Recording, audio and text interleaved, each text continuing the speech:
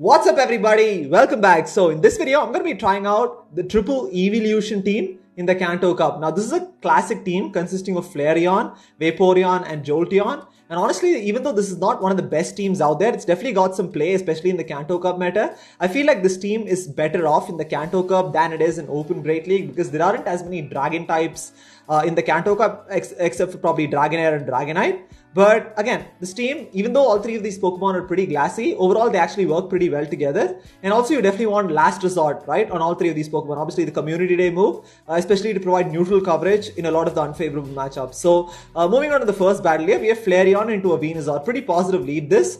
And they make a switch into their Snorlax, immediately going to safe switch into my Vaporeon here. The reason I switch into Vaporeon is obviously I want to avoid the matchup against Venusaur. And it's a good thing we catch the Venusaur in the lead because the backline in this team would really struggle against Venusaur and other grass types as well. And they do let the Aqua Tail go through, which is fantastic, right? So at this point, I'm actually going to shield this because I definitely want to maintain switch advantage no matter what.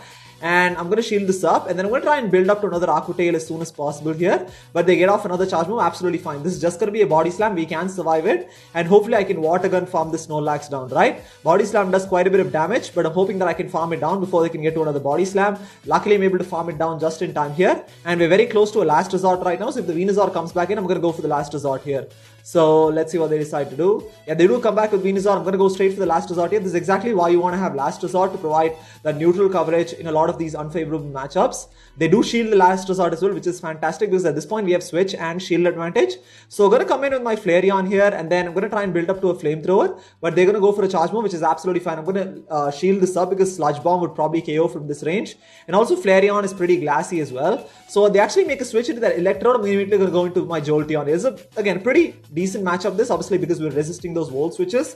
This is probably going to be a foul play. It's going to do quite a bit of neutral damage, but it's not going to KO. Again, Jolteon is pretty glassy as well. But I'm just going to go straight for the Last Resort right now because I know I can get to only one charge move. Might as well go for the one which does more damage. But surprisingly, they'd let that go through, which is fantastic, right? Because that almost KOs the Electrode. And yeah, and also ends up being a CMP tie, which is best case scenario right now. Because at this point, I can just come in with my Flareon and get ahead on energy. And I'm going to actually build up to almost 2 flamethrowers and go back to back here. I did over tap a little bit there. So I'm going to go for the first flamethrower right now. It's probably going to get the shield from the Venusaur. And I'm hoping I can get to the next flamethrower before they can get to a Frenzy Plant. Luckily, I'm able to get to a flamethrower just in time here. And this is definitely going to take out the Venusaur and take the win for us there. So, yeah. Obviously super effective because the grass typing, and yeah, it's always nice to catch Venusaurs in the lead because the backline in this team really struggles against Venusaur and other grass types, especially because both Vaporeon and Jolteon doesn't have great matchups against those.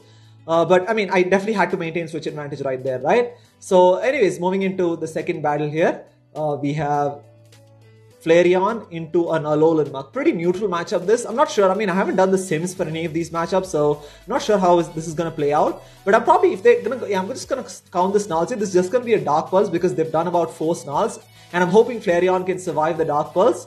And we can survive it. You can that just does so much damage, right? And I'm barely able to get to a flamethrower here. And this is going to do quite a bit of neutral damage to this Alolan Muk from this range. But it does get the shield, which is fantastic because at this point, even though we've lost switch advantage, we have shield advantage, which is pretty good. So obviously going to come in with my Vaporeon here. And obviously both Vaporeon and Jolteon have neutral matchups against Alolan Muk. But I definitely want to preserve Jolteon in the back because I feel like it would be slightly better closer. So I'm just going to build up a little extra energy and going to go for the Aqua Tail here. This Aqua Tail is probably going to do enough neutral damage to take out the Alolan Muk from this range.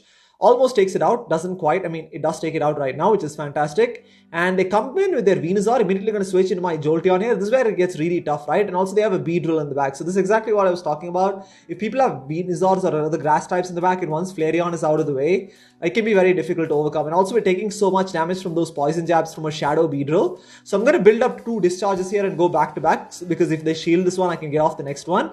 But the Venusaur is still a big challenge, right? But they do let that go through, which is smart play on their part because again, Venusaur is going to do really well against this backline. So I'm just going to go for the Last Resort here. This is going to do quite a bit of neutral damage if it goes unshielded, as it does there, which is fantastic. But at this point, my switch timer is not back up. So unfortunately, they're able to farm for quite a bit of energy. And my only win condition here is probably building up to 2 Aqua Tails, right? Because those water guns are not doing enough damage. I'm going to shield this up, but unfortunately, I think they're very close to a charge move. So I'm going to throw this Aqua Tail here. And yeah, I mean, obviously, Venusaur is going to be able to outpace Vaporeon. So I'm not sure if we're going to be able to make it to the next charge move here. So also, they overfarm quite a bit. And they're going to be able to get to a Frenzy Plant, and that's going to be a GG. So, I mean, it's obviously not the perfect team out there. Like I said, it's very rock, paper, scissors. the Kanto Cup meta isn't generally very rock, paper, scissors actually. I mean, there's a variety of Pokemon, but this team in particular is actually pretty rock, paper, scissors, right? So anyways, moving into the third battle here. We are 1-1 in the set right now. So we have Flareon into a Shadow Wick. This is like best case scenario. Like I said, you want to catch those grass types in the lead. They make a switch into their Alolan Mug. Gonna go into my Vaporeon here, basically to avoid the matchup against the Shadow Wick. And I'm just gonna go for the Aqua Tail as soon as possible. Again, the crucial thing about this matchup is I have to maintain switch advantage no matter what, right? Even if I'm down a shield, it's okay, because Victory Bell is not gonna be able to get to charge moves very quickly. So obviously Flareon can beat Victory Bell down a shield as well. I'm gonna shield this Dark Pulse here. Hopefully I can get to another Aqua Tail before they can get to a move, but it's okay. This is just gonna be another Dark Pulse. And I think Vaporeon is the tankiest of the three sort of Kanto EV starter evolutions, if you can say that. So I'm just gonna, I'm gonna be able to Water Gun down here. Even Vaporeon is actually pretty glassy. I mean, obviously Umbreon is probably the tankiest evolution out there as far as the Great League is concerned. So they come in with their Shadow Wick. I was trying to get to a last resort, unfortunately not able to do it. But now they make a switch into their Pidgeot here, and I'm going to go into Jolteon, and this is best case scenario right now, right? I'm going to try and build up to a discharge. I'm actually going to farm this thing all the way down. I'm going to shield this up because Brave Bird, even though it's resisted, it would probably KO from this range because of how hard-hitting it is, and also Jolteon is pretty glassy. And at this point, we have almost two back-to-back discharges here, so I'm just going to go straight for the discharge right now. Even though this is resisted, it's still going to put massive shield pressure onto the Shadow Victory Bell. We get the first shield right now, immediately going to go for the next one. Probably could have gone for the last resort there, but I didn't think I would make it, so I might as well just go for it and try and do as much damage as possible. They do let that go through, which is fantastic, because at this point, even though they have a shield, it doesn't matter because we should be able to Fire Spin farm it down, right? And luckily, I'm able to farm it down and take the win there. So, I mean, Flareon also has access to Ember, which can be pretty good for energy gain, but I like Fire Spin because it just does a little more damage. And yeah, I think it's probably a little better when it comes to farming down grass types there. So, anyways, 2-1 in the set right now. Moving into the fourth battle here, we have Flareon into a Hypno. So again, Hypno can be pretty tricky for this team, honestly, because I don't really have a hard counter for Hypno in this team comp. Obviously, all three of these Pokemon will take quite a bit of damage from Confusions, but they make a switch into their Poliwrath. They basically gave up switch advantage, which is great because I'm going to be able to come in as Jolteon and try and completely farm it down here. I'm going to shield this up because Dynamic Punch would probably do a lot of damage from this range, but they go for Power Up Punch, which is interesting, right? So I'm going to still try and farm it down. I'm hoping this is just another Power Up Punch. And this is not going to do a lot of damage, so I can let it go through. Obviously, those bubbles are really adding up right now, but I should be able to farm this thing all the way down, which is fantastic. And let's see what they come in with right now. They come in with their Alolan Marowak, which is fantastic. I'm going to go back-to-back discharges here. And also because we have switch advantage, I can align my Vaporeon against their Alolan Marowak, right? So I'm going to go for another discharge right now. It's going to do quite a bit of neutral damage or get their first shield. Let's see what they decide to do here. They do shield that up. But the unfortunate thing is they're going to be able to farm down for quite a bit of energy. So I'm going to come in with my Vaporeon here and try and Water Gun this Alolan Marowak down. But Charge Move coming through. I'm not going to shield this. I'm hoping this is just a Bone Club or a Shadow Bone. But they go for Shadow Ball. That definitely does a lot more damage, right? And that actually, honestly, I should have shielded that because we're taking so much damage from the Confusions from Hypno. And that Shadow Ball obviously would have done a lot more damage than any of the charge moves from Hypno would have done, right? So at this point, I'm probably going to let this go through. I actually shield this. I mean, this is where I make a little bit of a mistake here. I should have let it go through. But, you know, I just wanted to get to this flamethrower before going down, but unfortunately we're not able to get it in time. This is pretty much GG's, right? I'm going to go for the Aqua Tail here. Again, Hypno is extremely tanky, so it's not going to take it out from this range.